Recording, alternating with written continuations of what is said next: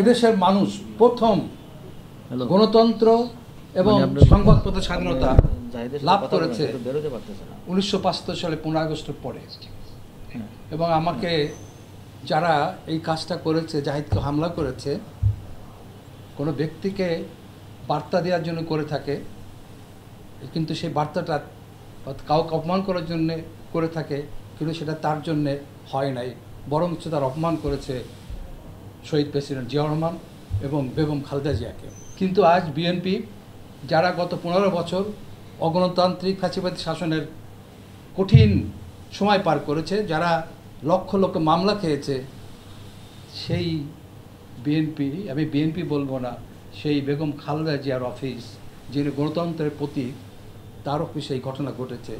এবং সেটা এই অফিসকে অপমান, শুধু ওই অফিসকে অপমান করা হয় নাই, বেগম খালেদা জিয়াকে অপমান করা হয়েছে, শহীদ প্রেসিডেন্ট জিয়াউর রহমানকে অপমান করা হয়েছে। তবে আমি যেটা শুনে খুব ভালো লাগলো যে ঘটনার আধা ঘন্টার মধ্যে বিএনপির মহাসচিব বিবৃতি দিয়েছেন।